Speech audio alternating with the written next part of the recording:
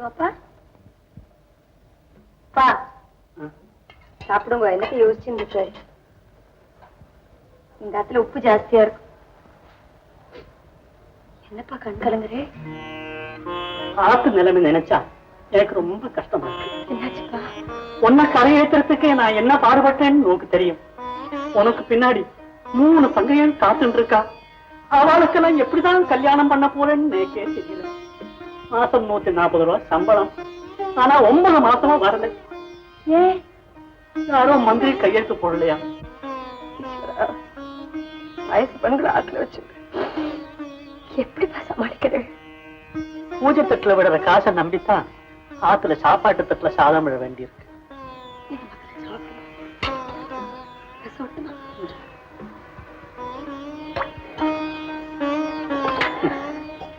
ஆத்து சாப்பாட்டை பாக்குறப்போ ஏதோ பழைய ஸ்நேகிதான பாக்குற மாதிரி தோன்றது.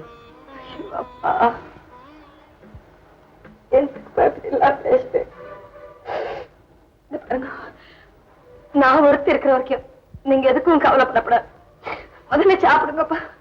குழந்தை, நீதான் சாமர்த்தியமா 4 காசு சேர்த்து வச்சு எனக்கு உதவி பண்ணணும். நீங்க முதல்ல சாப்பிடுங்கப்பா.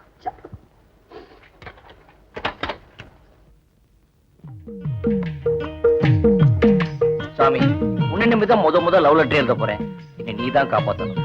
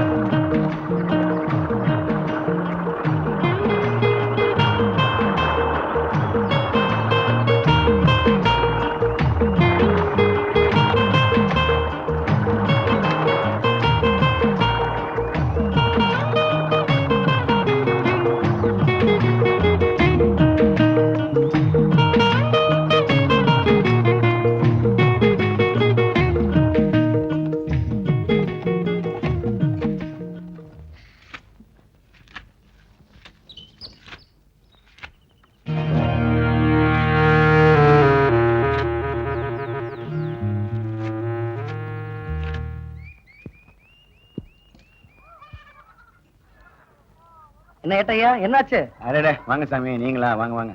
என்ன சொல்லுது சைக்கிள்? என்ன சொல்லுது? என்னால முடிஞ்ச வரைக்கும் உழைச்சிட்டேன், இனிமே என்ன கஷ்டப்படுத்தாதீங்கன்னு சொல்லுது.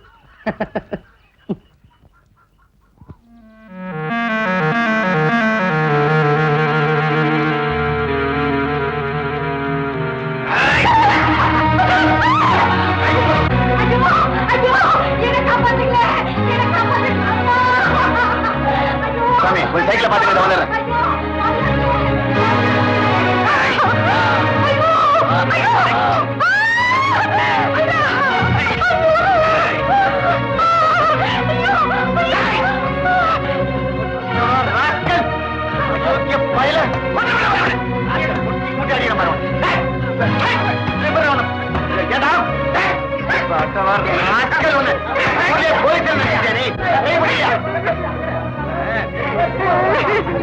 போலீஸ் ஸ்டேஷன் அழைச்சிட்டு போய் கதை. ஆமா,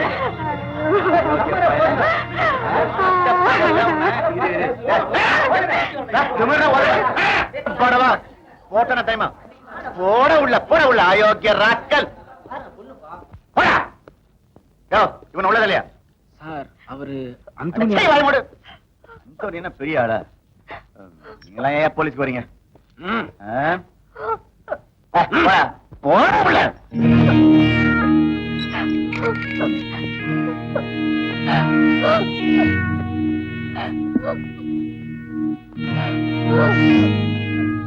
நீ ஒண்ணும் பயப்படாதம்மா, சும்மா அப்படி போய் உட்கார்.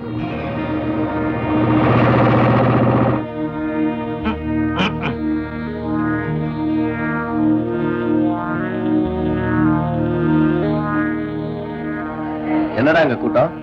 வேடிக்கை பாக்குறீங்களா? இல்லங்க, வாங்கடா.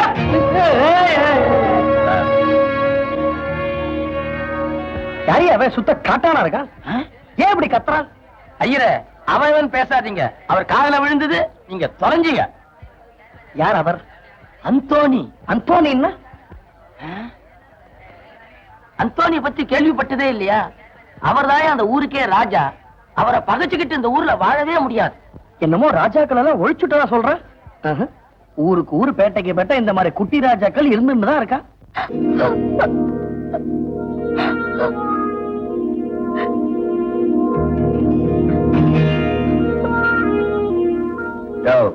அனாவசியமா யாரையும் உள்ள விடாது சார். அவர் வந்து சொல்றத செய்ய. இங்க யாரும் கூட்டம் போடக்கூடாது. எல்லாரும் வெளியில போக சொல்லு. நான் ஜாமீன் கொடுக்க வந்திருக்கேன். ஜாமீன் கொடுக்க வந்தா விருந்து வச்சு உபஜா பண்ணுமா? ஏதாச்சும் வேலுமே?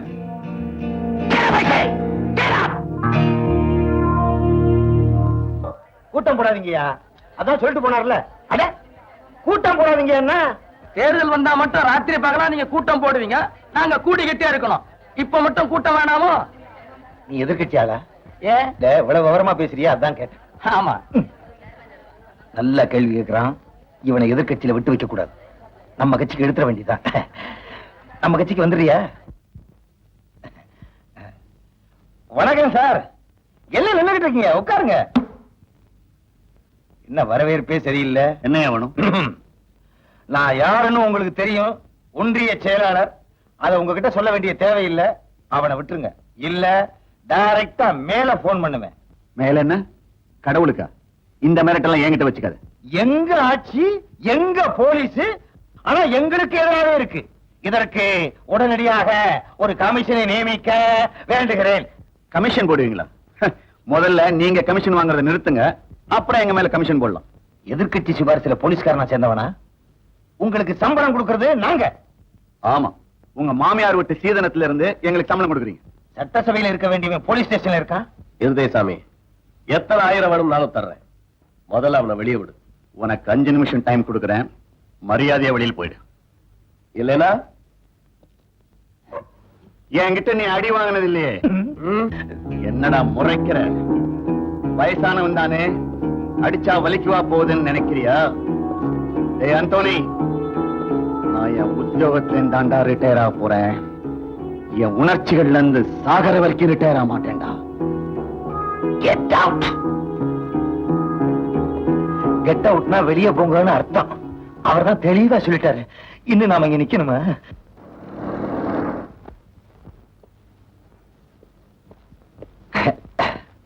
Morning sir. உட்காருங்க ஆண்டனி. சார், இவங்க ரேப் கேஸ்ல ஜாமீன் கொடுக்க வந்திருக்காங்க சார். நான் தான் உட்கார வச்சிருக்கேன். அப்பா, பெரிய பெரிய ஆபீசர்லாம் வந்தாச்சு. அந்தோனியோட ஆள் நல்லா மாட்டுன்ட்டான். விவரம் புரியாம பேசாதீங்க. பெரியவங்க நுழைஞ்சிட்டாங்கல்ல, விஷயம் சின்னதாயிடும். ஐயோ, நீங்க என்ன சொல்றேன்? இனிமே கொலை தற்கொலை ஆயிடும், கற்பழிச்சவன் காதலன் ஆயிடுவான். கதை எப்படியெல்லாம் மாற போகுதுன்னு பார்த்துக்கிட்டே இருங்க. ஏன் இருதயசாமி, ஏன் பெரிய மனுஷங்களா பகைச்சுக்கிறீங்க? முதல்ல அந்த ஆளை வெடி விடுங்க சார். அந்த ஆளை ரிலீஸ் பண்ணு போ. அவன் அந்த பொண்ணை கற்பழிக்க முயற்சி பண்ணதான் நான் கண்ணால பார்த்தேன். முயற்சி தானே பண்ணா? பெரிய மனுஷங்களா வந்திருக்காங்க, புரிஞ்சுக்க மாட்டேங்கிறீங்க. எதுக்கு சார் வீணான பேச்சு? எந்த பொண்ணை என் ஆளு கைய பிடிச்சு இழுத்தான் சொல்லுங்க. இங்க நிக்கிற இந்த பொண்ணு தான் சார். ஏய், இப்படி வா. இப்படி யாரும் யாரையும் இங்க மிரட்டக்கூடாது. இருதயசாமி, நீ சும்மா.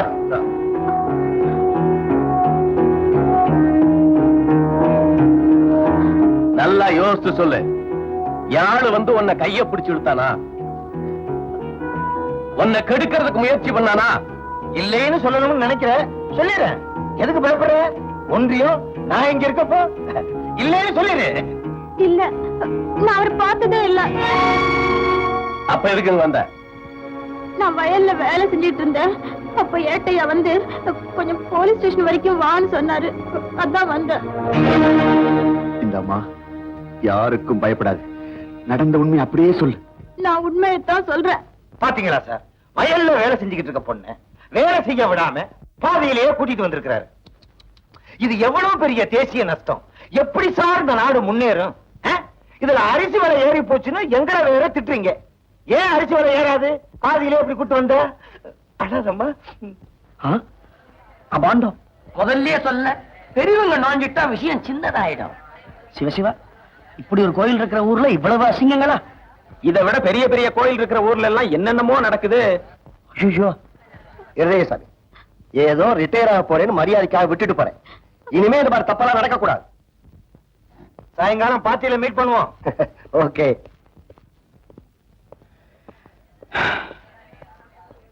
சார், இப்படி ஒரு நிமிஷம் வர்றீங்களா? உன்ன மாதிரி பொறுக்கி பசங்கள்லாம் இருக்கிறதுனால தான் நம்ம போலீஸ் டிபார்ட்மெண்ட்டுக்கு மதிப்பு இல்லாம போச்சு. என்னையா என்ன பாக்குற? உன்னால என்ன ஒண்ணும் செய்ய முடியாது. மிஞ்சி மிஞ்சி போனா என்ன சஸ்பெண்ட் பண்ணுவேன், இல்ல டிஸ்மிஸ் பண்ணுவேன்.